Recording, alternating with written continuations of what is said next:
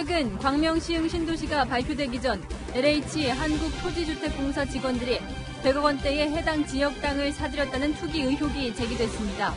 주택 공급으로 부동산 가격을 안정시켜야 할 공공기관이 오히려 대규모 투기를 한 셈이어서 사실로 밝혀질 경우 엄청난 파장이 예상됩니다. 윤석열 검찰총장이 현 정권의 검찰개혁은 법치를 말살하고 헌법 정신을 파괴하는 것이라고 강하게 비판했습니다. 중수청을 막을 수 있다며 총장직을 100번이라도 걸겠다고 말했습니다. 청와대는 곧바로 검찰은 정해진 절차에 따라 의견을 개진하라며 경고 메시지를 내놨습니다. 윤 총장 발언 배경과 여권의 속내를 집중 분석합니다. 생후 16개월 된 정인이를 숨지게 한 양모가 사이코패스 성향이 높은 것으로 나타났습니다. 검찰이 진행한 심리 분석 내용 단독 보도합니다. 어제부터 이틀간 최고 90cm가 내린 강원 폭설 탓에 1명이 숨지고 90명 넘게 다쳤습니다. 고속도로 통행은 재개됐지만 일부 지방도로는 여전히 통제되고 있습니다. 오늘부터 초등학교 1, 2학년과 고3 학생들이 매일 등교를 시작했습니다. 경기도 동두천에서는 외국인 80여 명이 확진되는 등 여전히 집단 감염이 발생하고 있습니다.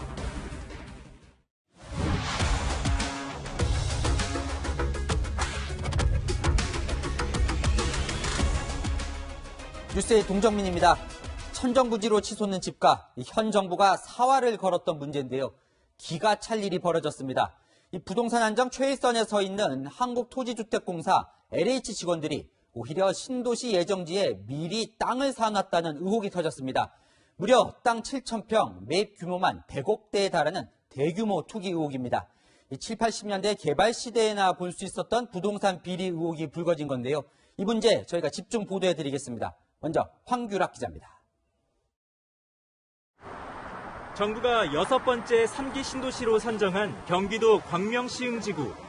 서울과 인접한 서남부 축의 발전 거점이 되는 자족 도시로 조성하겠습니다. 3기 신도시 중 최대 규모인 이 땅에 사업 시행자인 LH 직원들이 미리 토지를 매입했다는 의혹이 제기됐습니다. 민주사회를 위한 변호사 모임과 참여연대가 LH 직원들의 투기 의혹을 제보받아 등기부 등본과 토지대장, LH 직원 명단을 대조해본 결과 2018년부터 지난해까지 수도권 지역본부의 직원 12명이 시흥시 과림동 일대의 토지 2만 3천여 제곱미터 7,000평 정도의 땅을 매입했다는 겁니다. 매입 금액만 100억 원대, 금융기관 대출만 58억 원에 달하는 것으로 추정됩니다. 확신이 없다면 손실을 볼 수도 있기 때문에 이런 투자를 감행하기 되게 어려웠을 거라고 생각이 되고요. 뭔가 확실한 정보를 갖고 추진한 것이 아닌가. 이들이 매입한 토지는 개발이 되면 보상을 받을 수 있는 농지로 대다수 직원은 토지 보상 업무를 담당하고 있었습니다. 실제로 이게 농사를 지을 목적으로 토지를 구입했다고 보기는 어렵고 그런 투기적인 목적으로 여기가 개발이 돼서 나중에도 개발이익이 많이 날 것이다라는 것들을 염두에 두면서 민변 측은 이들이 3기 신도시 계획을 사전에 취득했는지 등에 대한 감사를 청구했습니다. 광명시흥지구 외에도 3기 신도시 전체의 토지를 소유한 국토부 공무원과 LH 직원들을 전수조사할 것을 요구했습니다. 채널A 뉴스 황규락입니다. 저희 취재진이 실제 LH 임직원이 미리 샀다는 땅, 이 3기 신도시 현장을 가봤습니다. 그런데 현지 공인중개사들은 별로 놀랍지도 않다, 이런 반응을 보였습니다. 이 지역 주민들은 정부의 부동산 정책에 배신감을 토로했습니다. 박정석 기자입니다. 경기 시흥시 과림동 일대입니다. LH 직원들이 구입한 것으로 추정되는 토지 일대 부근입니다. 보시다시피 아직까지는 허허벌판에 가깝습니다. 참여연대는 이곳 시흥시 과림동 일대에서만 8개 필지를 LH 직원들이 나눠서 구입했다고 보고 있습니다. 상당한 토지 보상을 노리고 투기한 게 아니냐는 것입니다. 해당 지역은 지난 2010년 보금자리 주택지구로 지정됐다가 2015년 지정 해제된 이후 난개발을 막기 위해 특별관리지역으로 관리되어 온 곳. 특별관리지역으로 지정돼 주민들의 재산권 행사는 어려웠지만 개발 사업이 예상되면서 투자자들의 관심은 많았다고 합니다. 어차피 여기는 특별관리지역이었기 때문에 10년 안에 개발 발표를 할 거라는 이미 정해진 누구나 알고 있는 거예요. 살면서 내가 LH 직원이다 이러고 살 사람은 없겠죠. 발표 나기 전부터 말은 많았죠. 거기는 요지잖아요. 정도 요지고 공터를 예정지를 그냥 가만히 냅두지는 않을 거라는 생각을 하겠죠. 3기 신도시 발표 이후에는 토지주들이 나온 매물을 걷어들이면서 거래가 거의 잠겼습니다. 또 일부 공인중개사들은 LH 직원들의 사전 투기 의혹에 대해 놀랍지 않다는 반응을 보이기도 했습니다. 아파트도 LH 근무로 하시는 분들 그래서 뭐 집을 사시거나 그런 거는 있었어요. 자기 사고, 부모 사고. 아파트도 그랬다면 같은 경우는 그러지 않았을까. 3기 신도시를 기다리고 있던 시민들은 박탈감을 호소했습니다. 공공에 믿고 맡기라던 정부 정책의 신뢰도에도 타격이 불가피할 것으로 보입니다. 채널A 뉴스 박정서입니다. 이 논란의 불똥은 변창흠 국토부 장관으로 튀었습니다.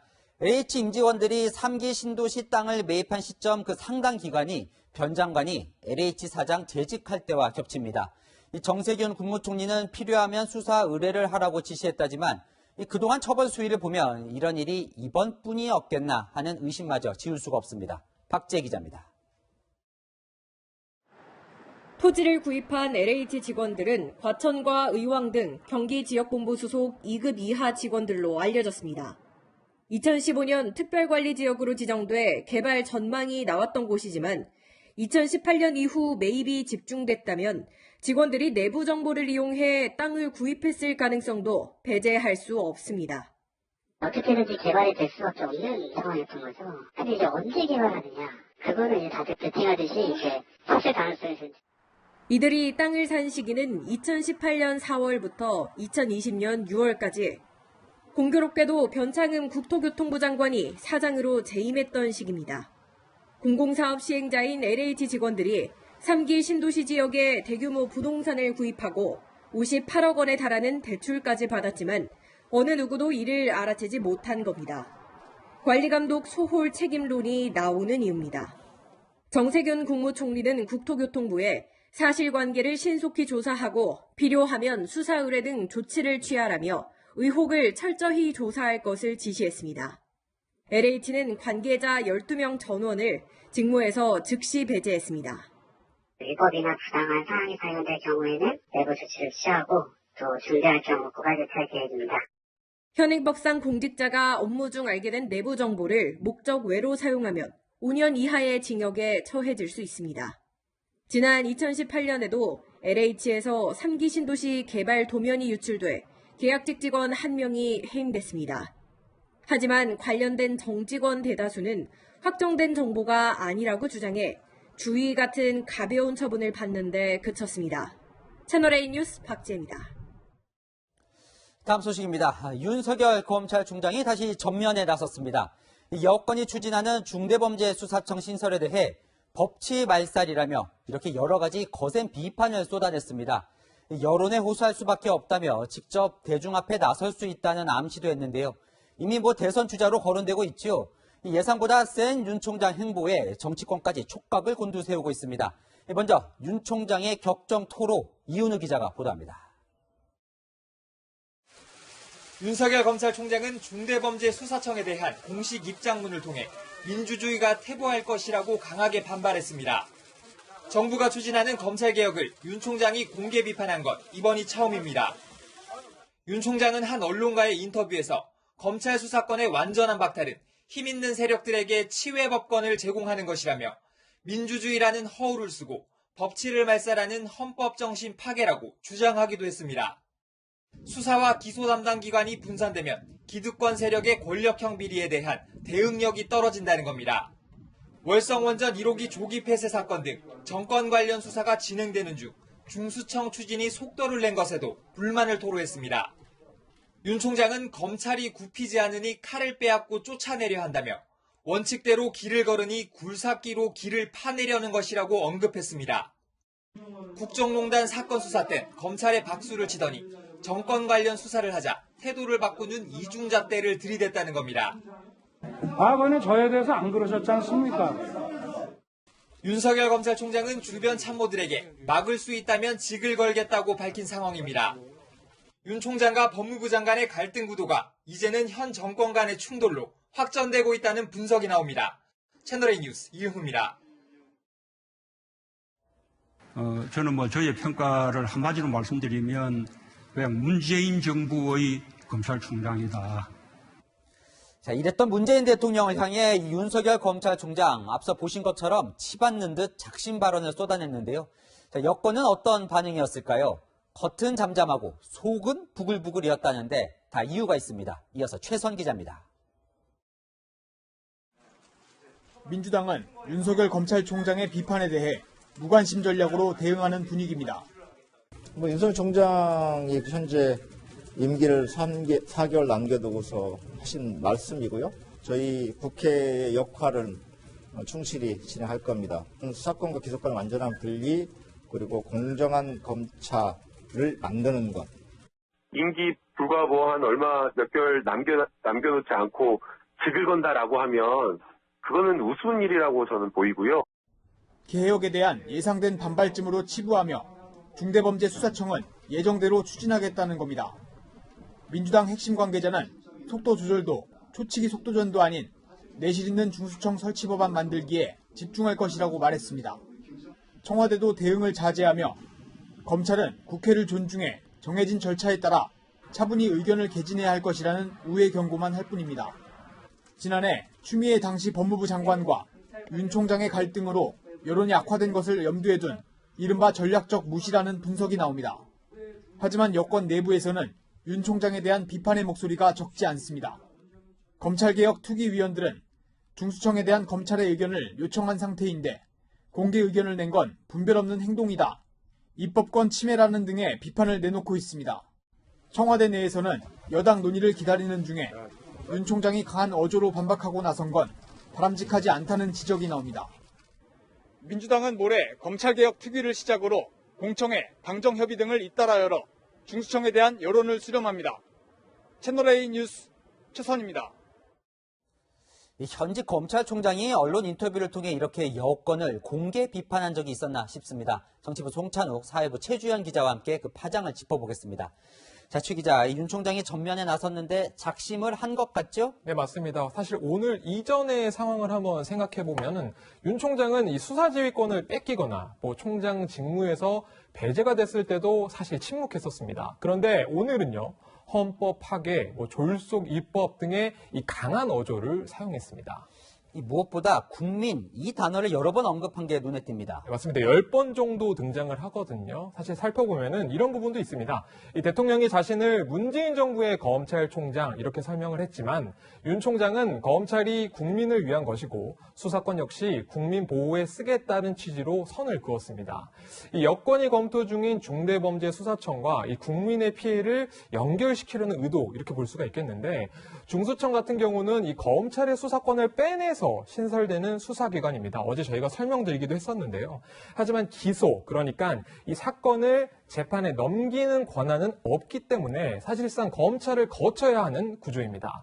결국에는 윤 총장은 수사를 하는 주체와 기소를 하는 주체가 다르게 될 경우에 그 피해가 오로지 국민에게 돌아간다는 점을 강조한 것입니다.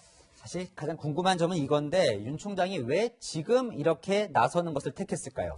제가 한번 직접 취재를 해보도록 했는데 여권에서 이 중수청법 발의가 이르면 이번 주 후반이라고 밝힌 만큼 선제 대응을 위해서 이번 주 초를 선택한 것으로 보입니다. 이 대검 참모들은 검사들이 직접 국회를 방문해서 이 의원들을 설득하는 방안까지 제안한 걸로 전해지는데 윤 총장이 언론 인터뷰를 결론적으로 택하게 된 것은 호소의 대상이 이 정치권이 아니라 국민이라는 점을 분명히 한 걸로 보입니다. 자, 송찬욱 기자, 왜 윤 총장이 지금 나섰을까? 정치권이 더 예민하게 하는 것 같던데요. 네, 그럼요. 일단 국민의힘 김종인 비상대책위원장에게 이 윤 총장이 작심 발언을 한 이 상황이 별의 순간이냐 이렇게 한번 직접 물어봤습니다. 네. 김 위원장은 별의 순간을 잡으려고 하는 모양이라며 자기 나름대로 타이밍을 잘 보고 있을 것이라고 말했습니다.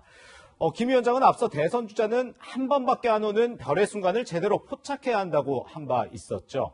어제 여론조사를 보면 윤 총장은 이재명 경기지사에 이어서 2위를 기록하고 있지만 답보 상태인 건 분명합니다.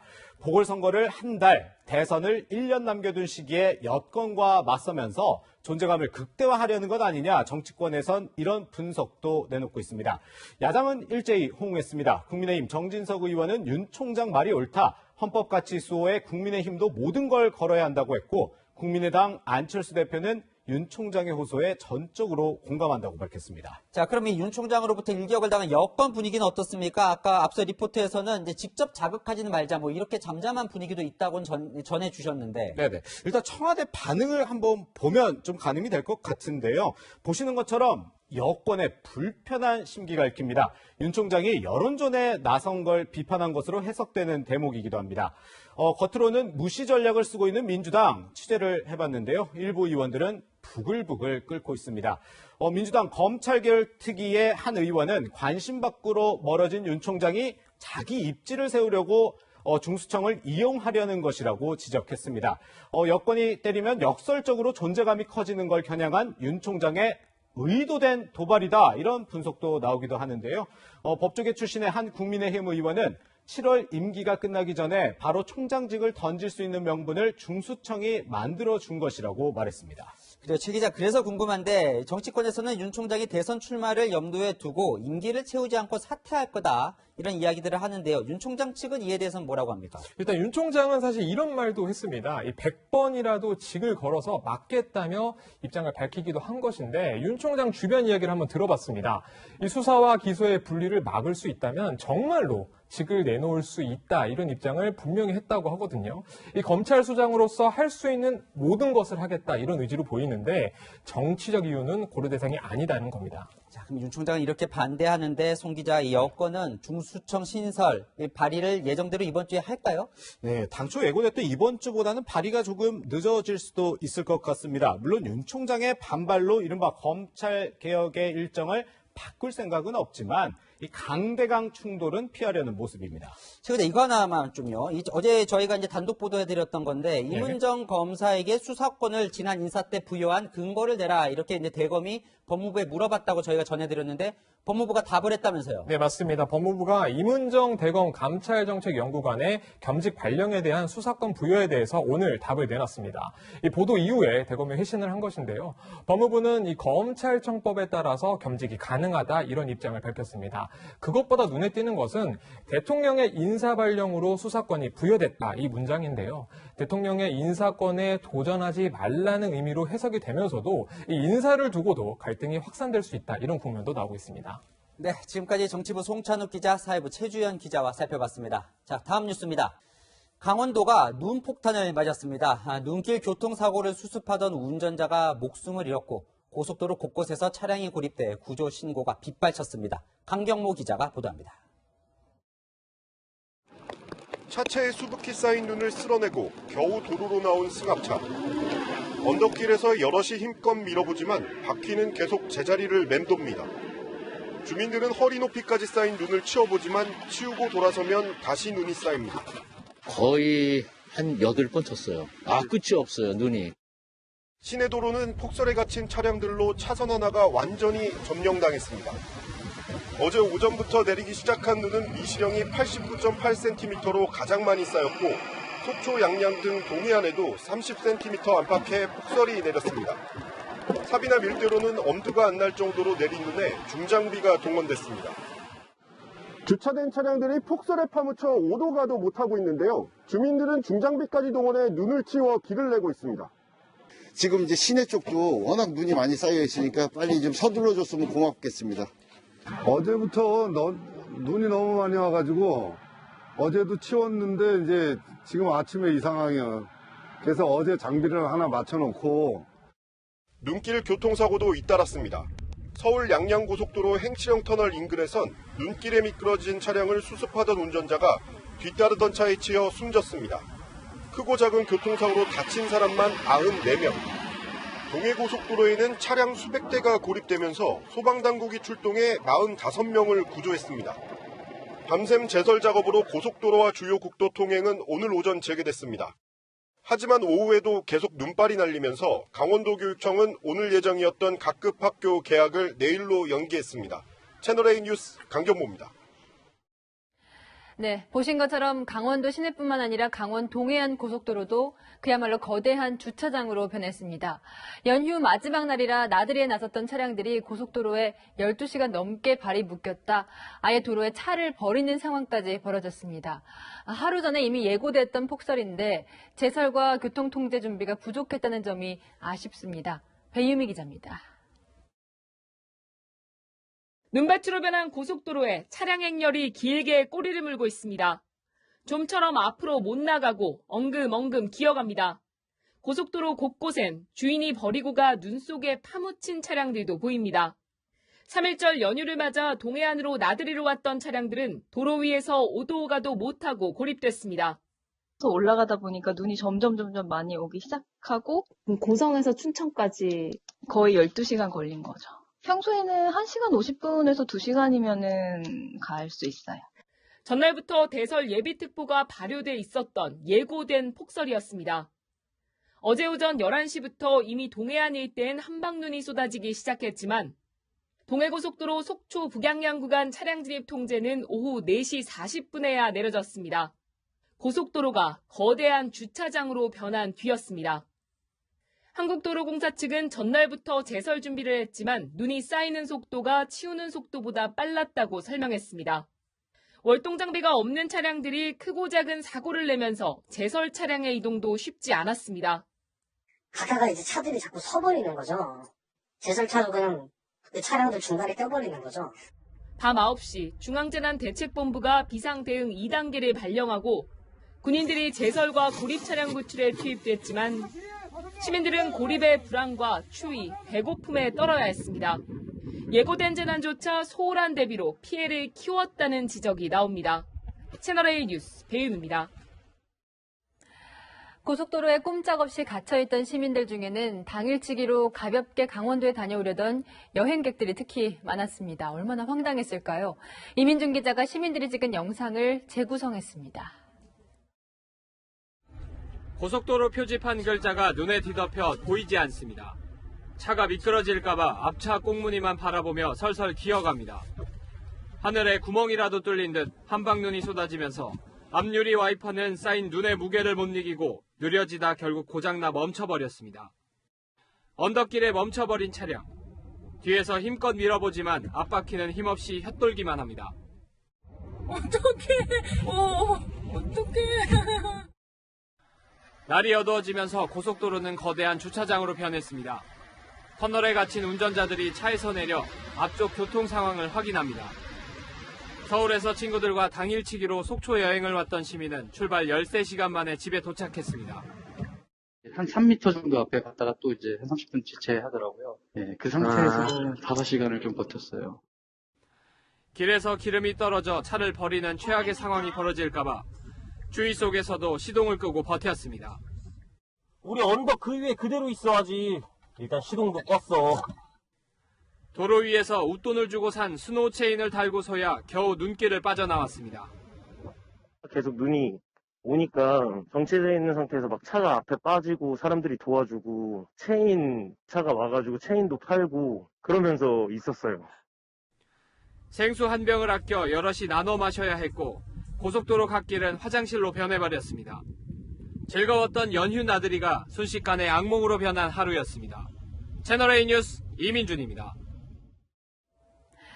양부모의 잔인한 학대로 숨진 정인이 사건 3번째 재판이 내일 열립니다. 많은 시민들이 자기 일처럼 가슴 아파하며 재판을 지켜보고 있죠. 양모 장 씨가 죄 없는 아이에게 왜 지속적인 학대를 했을까? 그 이유를 취재해봤습니다. 검찰의 심리 분석 결과 장 씨는 타인의 고통에 공감하지 못하는 사이코패스 성향이 높은 것으로 나타났습니다. 먼저 박건영 기자가 단독으로 전해드립니다. 검찰이 정인이의 양모 장 씨를 상대로 임상심리평가를 실시한 것은 지난해 12월 초. 평가는 녹화 장비가 갖춰진 조사실에서 진행됐고 결과는 사이코패스 성향이 높은 걸로 나왔습니다. 사이코패스는 타인의 고통에 무감각하고 죄책감을 느끼지 않는 반사회적 인격장애를 말합니다. 양모 장 씨는 40점 만점에 사이코패스를 진단하는 기준인 25점에 근접하는 점수를 받은 걸로 알려졌습니다. 이런 평가 결과는 검찰이 양모 장 씨에게 살인죄를 적용한 근거 중 하나였습니다. 20점대 점수는 초범에게는 흔히 볼 수 없는 높은 수준으로 범죄심리 분석가들은 보고 있습니다. 장 씨는 죄책감을 보이면서도 무엇을 잘못했는지에 대한 인식이 부족하고 정인이를 잃어 괴로워하면서도 정서적 스트레스는 보이지 않았다는 겁니다. 이런 성향은 검찰의 공소장에서도 드러납니다. 정인이가 겪을 고통이 예상되는데도 유모차를 엘리베이터 벽에 밀쳐버리거나 고통스러워하는 아이를 놔두고 외출을 하는 행위가 대표적입니다. 장 씨는 거짓말 탐지기 조사에서도 진술 일부가 거짓일 가능성이 있다는 결과가 나온 걸로 전해졌습니다. 당시 이 조사를 담당했던 대검찰청 심리분석관은 내일 세 번째 공판에 증인으로 출석할 예정입니다. 채널A 뉴스 박건영입니다. 전문가들은 양모의 평소 행동에서도 사이코패스적인 성향이 드러났다고 분석합니다. 예를 들어 방송에 출연해 입양을 자랑하던 과시적인 모습도 그런 성향에 해당한다는 겁니다. 계속해서 장하연 기자가 설명하겠습니다. 양모 장 씨는 정인이가 숨진 당일에도 큰딸을 평소처럼 어린이집에 보내고 구급차 대신 택시를 부르는 태연한 모습을 보였습니다. 이때는 정인이가 집중적으로 학대를 당해 고통 속에서 죽음을 앞두고 있었던 순간이었습니다. 범죄 심리학자는 이 모습에 주목했습니다.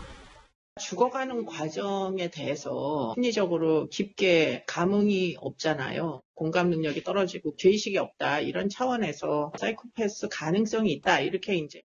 입양 사실을 과시하듯 TV에 출연해 여기저기 알리면서도 남편이 출근한 뒤 학대가 중점적으로 이어진 점은 경계성 성격장애의 특성이라고 했습니다. 자기가 필요한 데서는 굉장히 아부도 잘하고 잘을 해주고 필요가 없으면 그때부터 아주 잔혹한 사이코패스처럼 과도한 자존감이 있으니까 TV에도 출연하고 막 그랬. 아동학대범은 가부장적 사고를 가지고 있어 학대를 훈육으로 인식하거나 분노 조절 장애나 우울증 같은 정서적 문제로 아이를 학대하는 경우가 많습니다. 하지만 양모 장 씨는 다른 유형이라는 겁니다. 양모 장 씨의 이런 성격 유형은 앞으로 살인의 고의를 가리는 핵심 쟁점이 될 전망입니다.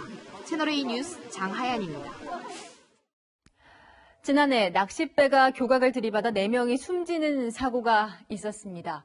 이 사고로 숨진 40대 남성의 아내가 채널A에 제보를 해왔습니다.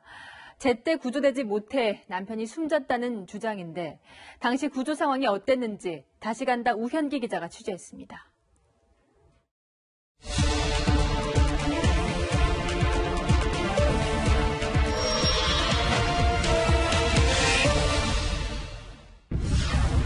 지난해 10월 31일 48살 안모 씨는 태안반도 인근에서 낚싯배 충돌 사고로 사망했습니다. 유족은 억울함을 호소합니다. 자꾸 의문을 제기하니까 이 사람들은 그 사람 죽는 거는 어쩔 수 없는 거예요. 이런 식으로 얘기를 하는 거예요. 당일 새벽 어둠 속에서 안 씨 등 22명을 태우고 충남 오천항을 떠난 낚싯배는 18에서 15노트, 시속 30km 내외의 속도로 원산안면대교 교각과 충돌했습니다. 이른 새벽 다시 찾은 사고 현장. 다리 경관등은 환히 켜져 있었지만 교각의 충돌 방지 등은 여전히 정상 작동되지 않고 있습니다. 위에 저 가로등 개념 있잖아요. 그거 외에는 켜짐이 없었다니까. 구조 문건을 확보해 상황을 재구성해봤습니다. 당시 선장 승객 모두 큰 충격을 받았고 배는 표류했습니다. 새벽 5시 41분 첫 신고가 접수됩니다. 안 씨는 선실에서 다른 3명과 누워 있었는데 갑작스러운 충돌에 옆 승객은 갈비뼈가 부러졌을 정도로 충격이 컸습니다. 탐하는 순간에 이게 다 이 벽 쪽으로 다 몰린 거, 쏠린 거죠. 갈비뼈가 다 부러졌어요. 해경은 즉시 출동하면서 사고 지점에서 배로 30분 거리인 대천항에 다수의 구급차와 구급대원을 집결시킵니다. 그리고 사고배에 도착해 승선한 해경은 이송지를 대천항보다 가까운 영목항으로 바꿉니다. 탑승했을 때 의식 없는 환자들이 이미 있었고요. 가장 소박하게 내려서 119 인계를 해줘야 된다는 생각을 해서 영목항엔 신고 접수 50분이 지난 시점에 도착했고 여기서 승선 22명 가운데 9명은 중환자로 분류돼 하선 조치됐습니다. 그런데 안 씨는 중환자로 분류되지 못하고 배에 남겨졌습니다. 영목항에 34분 체류한 뒤 해경은 배를 오천항으로 이동시킵니다. 그렇게 오천항으로 이동하던 중 안 씨에게 심정지가 왔습니다. 사고 발생 99분 만이었습니다. 유족들은 사고 발생에서 영목항을 거쳐 심정지까지의 99분 동안 제대로 처치받지 못했다고 주장합니다. 그 영목항으로 꺼냈다면, 구급차로 이송이 됐다면 사망을 하지 않았을 확률이 높겠죠. 사고 55분 뒤 통화도 있었다고 합니다. 나 가슴 다쳤어. 이렇게 해경이나 구조대가 오면은 나 가슴은 건들지 말라고 얘기해줘. 왜 안 씨는 하선 조치되지 못했을까? 당초 대천항에서 영목항으로 바꾸면서 영목항 도착 시점엔 1급 구조사 1명, 구급차 1대가 대기 중이었는데 1급 구조사 혼자서 22명 전원의 상태를 살피다 보니 매우 혼란스러웠던 것으로 기록돼 있습니다.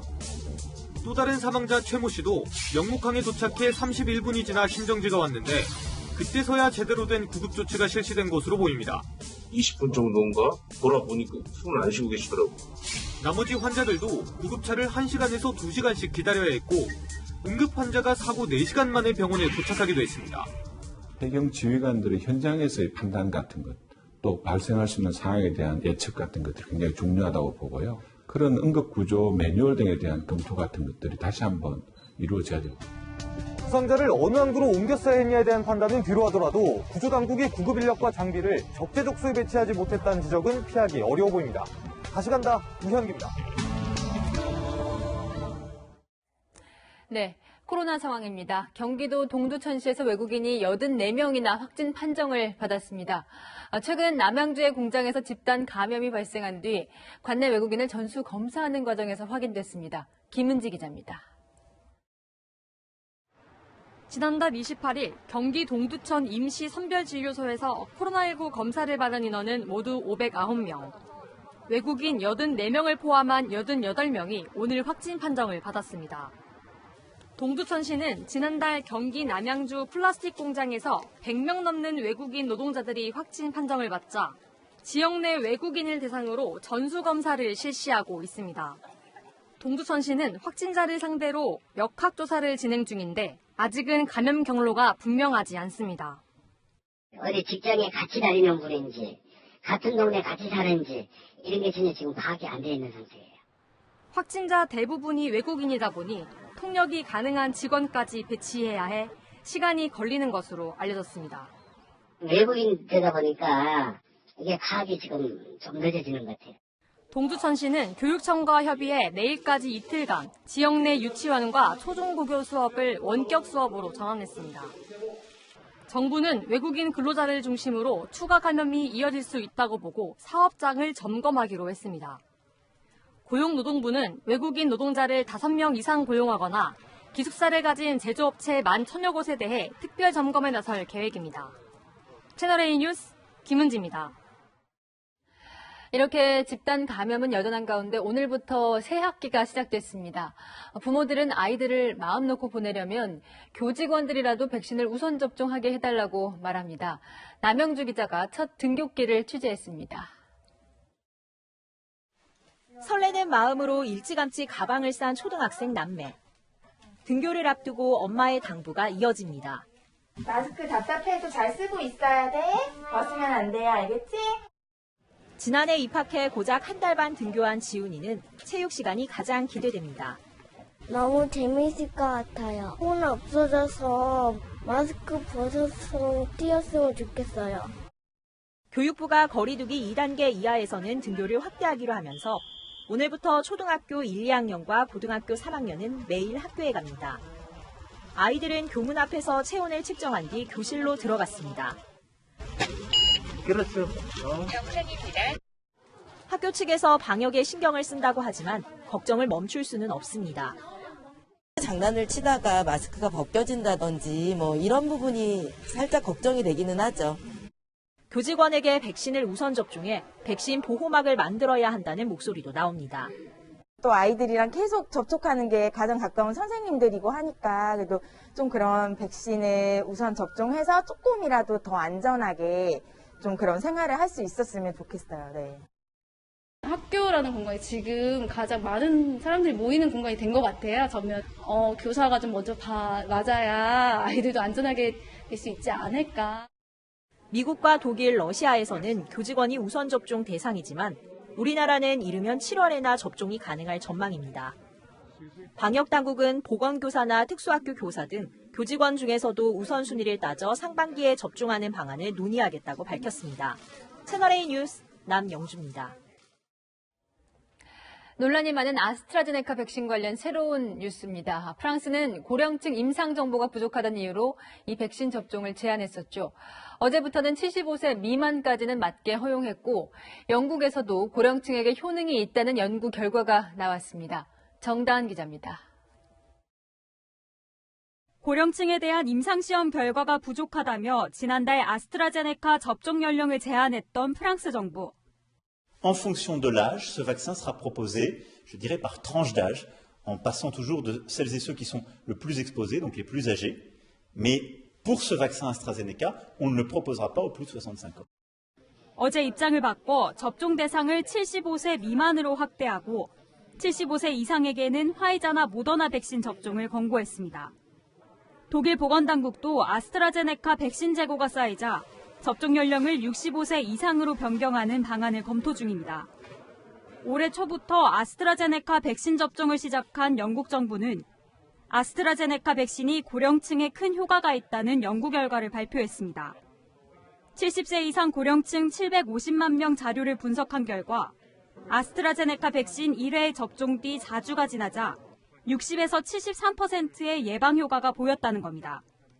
The protection that you get from catching COVID 35 days after a first jab is even slightly better for the Oxford jab than for Pfizer. 백신 보급 이후 감소하던 확진자 추세는 방역 조치 완화와 변이 바이러스 확산 탓에 소폭 상승세로 돌아섰습니다. In the past week, the number of reported cases of COVID-19 increased for the first time in 7 weeks.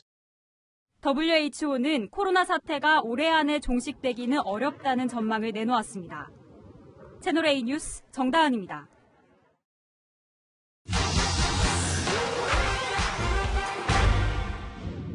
요즘 SNS에서는 이 백신 관련 괴소문 자주 접할 수 있는데요.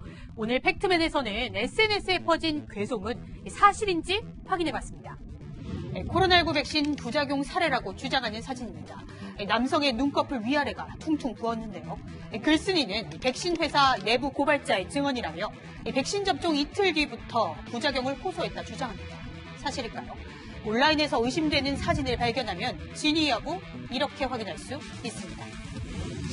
백신 부작용이라고 주장하는 사진을 저장한 뒤 구글 등 사진 이미지 검색 도구로 검색합니다.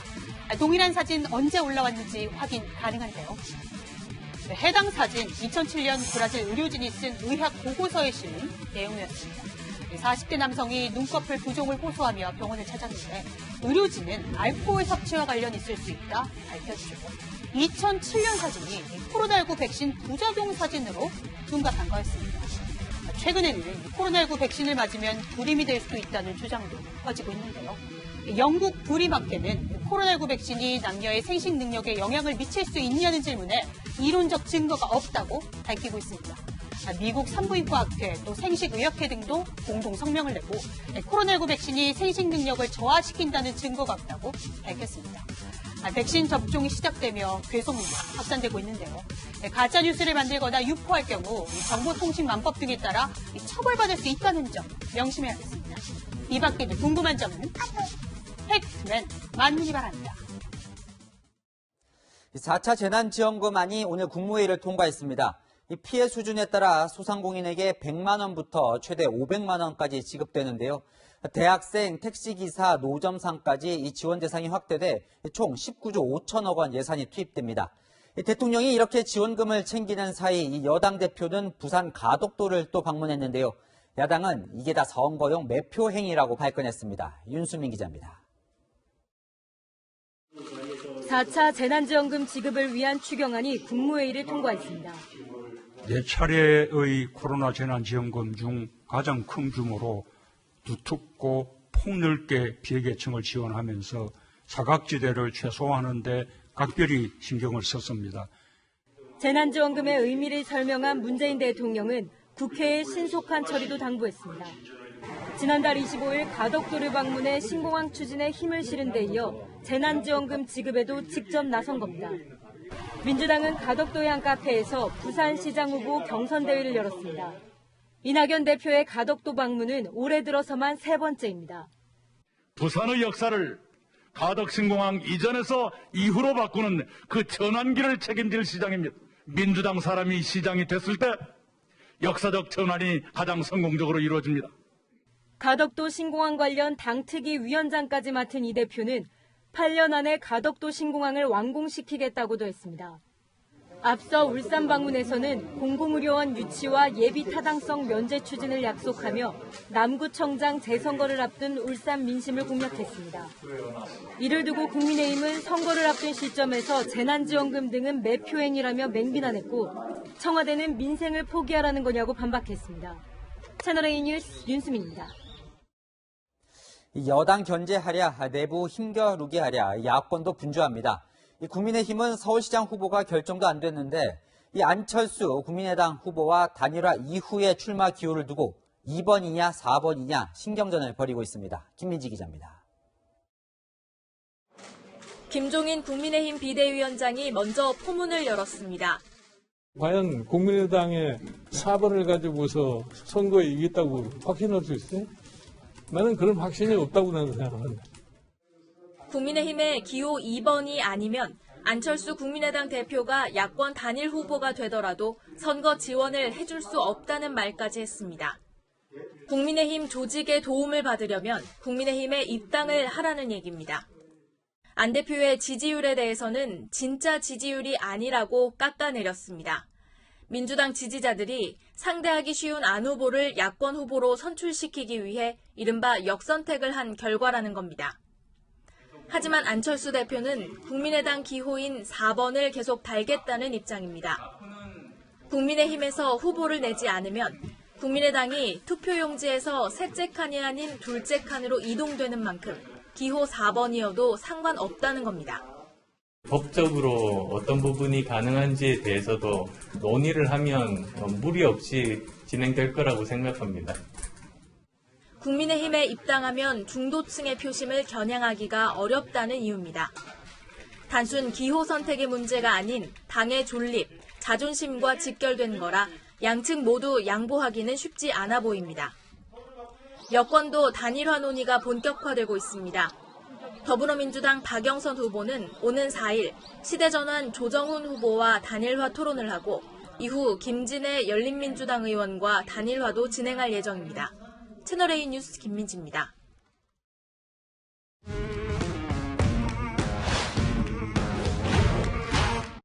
열왕열왕 정치부 이동은 기자와 함께합니다. 첫 번째 주제 보여주시죠. 네. 자, 청와대 김의겸 전 대변인 얼굴도 보이고요. 뭐가 사라졌을까요? 뉴노멀입니다. 청와대가 지난해에 뉴노멀, 그러니까 새로운 인사 기준을 만들었던 거 기억하시나요? 그렇죠. 그 부동산이죠? 네, 그렇습니다. 청와대는 지난해 8월 1주택자가 고위공직자의 새로운 부동산 인사 기준이라고 밝혔습니다. 그랬었죠. 자, 청와대 출신 중에 그래서 이제 부동산 하면 김의겸 전 대변인이 떠오르는데 네. 국회의원이 됐다면서요? 그렇습니다. 뉴노멀을 청와대가 발표하기 전인 2019년 3월 청와대 재직 중에 10억 원이 넘는 빚을 내서 흑석동 상가주택을 사서 부동산 투기 논란에 휘말렸었죠. 결국 부동산 논란 때문에 대변인 측에서 물러났는데요. 지난해 총선 때 서울 흑석동 상가를 매각하고 민주당으로 군산에 출마를 했지만 부동산 논란으로 뜻을 접었습니다. 이래서 열린민주당으로 갔는데 비례대표 4번을 받았지만 3번까지만 당선돼 금배지를 달지 못했습니다. 하지만 오늘 서울시장에 출마하는 열린민주당 비례대표 1번 김진애 의원이 의원직 사퇴를 선언하면서 우여곡절 끝에 국회에 입성하게 됐습니다. 참 진짜 우여곡절 끝에 됐는데 네. 뭐 예정된 수순이긴 하지만 논란도 있을 것 같아요. 네, 국민의힘은 정권에 충성하면 아무리 투기를 해도 국회의원이 되는 세상이라고 비판했습니다. 김 전 대변인과 직접 통화를 해봤는데요. 이런 비판을 의식해서인지 말을 아꼈습니다. 김진애 의원님이 어려운 결단을 내려주셨고 주인공이시니까 조명을 받으셔야 된다라고 생각을 하고요. 아직 이러저러한 이야기를 하는 게 아닌 것 같습니다. 네, 그리고 아예 이 뉴노멀 인사 원칙이 사라진 경우도 있다면서요. 네, 지난달 말 공개된 정부 관보에 따르면 조현옥 주덕대사가 본인이 아파트 한 채, 배우자가 강남에 오피스텔 2채를 갖고 있는 다주택자로 나옵니다. 조현옥 대사는 지난해 11월에 임명됐습니다. 그런데 이 조 대사는 문재인 정부 초기에 대통령 인사수석도 지냈잖아요. 그럼 네. 그때는 어떻게 됐던 겁니까? 네, 2019년 5월까지 인사수석을 지냈는데요. 퇴임 직후인 2019년 8월 재산 내역을 보면 해당 오피스텔 2채가 없습니다. 청와대를 그만두고 나서 배우자가 오피스텔을 구입한 것으로 추정됩니다. 뭐 그렇다 하더라도 사실 청와대가 몰랐을 리는 없을 것 같은데 왜 다주택자를 주독 대사에 임명한 걸까요? 네, 청와대 관계자에게 물어봤더니 구체적인 건 조 대사 본인이 설명할 거다. 뉴노멀을 못 지키는 게 100명 중 정말 부득이한 한두 명이 있을 수 있다고 설명했습니다. 조 대사에게 해명을 들으려고 전화를 해봤는데 독일에 있어서 그런지 아직까지 연락이 닿지 않고 있습니다. 네, 다음 주제 보겠습니다. 네. 자, 이 홍남기 경제부총리 혹시나 뒤에 물음표가 붙어있는 걸 보니까 역시나의 방점이 찍힌 것 같군요. 네, 4차 재난지원금 마련을 위해서 홍 부총리는 12조 원, 민주당은 20조 원 추경을 주장해왔는데요. 혹시나 이번에는 홍 부총리가 이길까 했더니 역시나였습니다. 29조 5천억 원의 백신 구입 비용 그리고 백신 접종 비용 등 방역 예산 4조 1천억 원이 여기에 포함되어 있다는 점을 다시 한번 제가 말씀을 드립니다.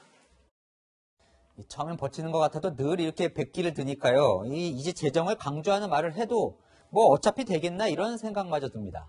속내는 다 알 수 없지만 정치권에서는 홍 부총리가 정치권 진출을 염두에 둔 것 아니냐는 말도 나옵니다. 춘천 출신인 홍 부총리의 강원도 지사설이 도는 건데요. 홍 부총리가 갈 때 가더라도 대한민국 국간을 마지막까지 잘 지키는 모습을 제대로 보여줬으면 좋겠습니다. 자, 처음엔 12조 원이 적당하다더니 20조 원으로 늘려도 이 나라 국간이 괜찮은지 국민에게 설명도 좀 해주면 좋겠습니다. 지금까지 여랑야랑이었습니다. 네, 미국의 마블 만화 시리즈의 새 히어로로 한국인 캐릭터가 등장했습니다.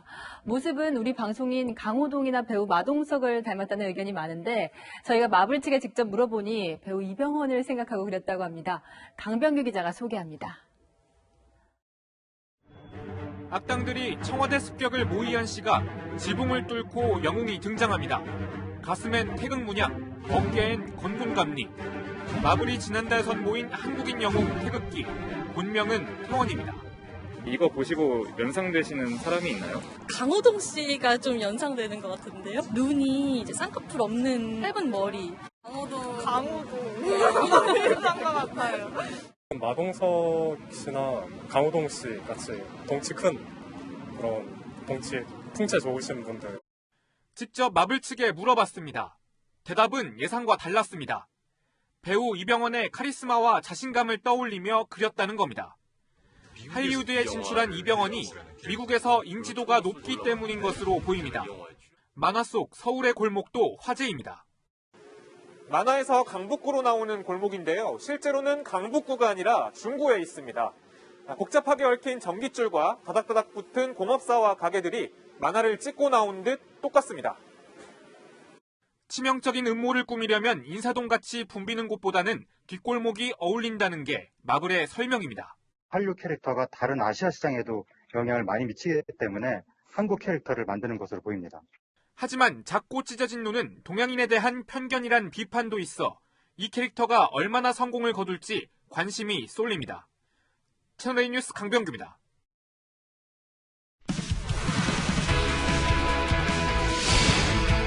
프로야구 최고의 마무리 투수 오승환이 부활을 예고했습니다. 지난해 부진의 교훈 삼아 투구폼 수정에 나섰는데요. 동갑내기 추신수와의 대결도 관심을 끌고 있습니다. 사공성근 기자입니다. 삼성 최선참 오승환이 후배들과 캐치볼에 나섰습니다. 날씨가 추워 입김으로 손을 녹이며 공을 던집니다. 오승환은 겨울 동안 투구 동작을 손보고 있습니다. 잃어버린 돌직구의 위력을 찾기 위해서입니다. 작년 시즌 같은 경우에는 조금 타이밍이 템포가 조금 빠른 측면이 있어서 그거를 지금 조금 여유 있게 가져가려고 폼도 조금 수정을 하고 있습니다.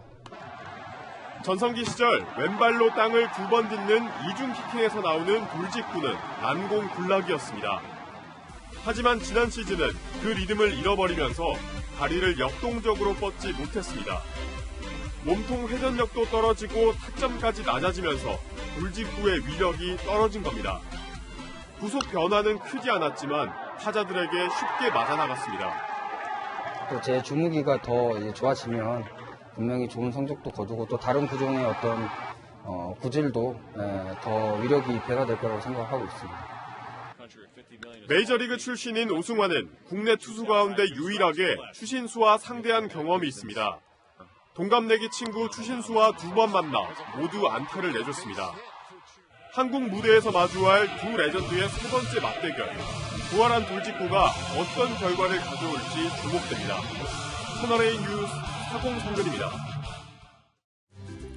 오늘 아침 서울 북악산의 모습인데요. 간밤에 내린 눈이 고혹적인 분위기를 자아냅니다. 하지만 강원도 미시령은 80cm에 가까운 엄청난 폭설로 몸살을 앓고 있는 모습인데요. 이 동해안 지역은 지금은 눈이 모두 그쳤지만 내일도 반짝 추위가 이어져서 내린 눈이 그대로 얼어 추가 피해가 우려됩니다. 내일은 전국이 대체로 맑겠고 영하권 아침 추위가 예상되는데요. 서울은 영하 2도, 철원 영하 10도로 출발하겠고요. 낮에는 기온이 큰 폭으로 올라서 지역에 따라 일교차가 10도에서 20도까지 매우 크게 나겠습니다. 해상에는 내일도 바람이 강하게 불고 특히 동해 먼바다에는 물결이 최고 4.5m까지 매우 높게 일겠습니다. 이번 반짝 추위는 모레 오전까지 이어지겠습니다. 목요일과 금요일에는 충청과 남부 지역에 또 한 차례 비 소식이 들어있습니다. 날씨였습니다. 지난 2사 부동산 대책 발표 당시 국토부의 경고입니다. 서민 대신에 투기꾼들이 수혜를 볼까 걱정한 건데요. 그 투기꾼이 내부자라는 의혹이 오늘 제기됐죠.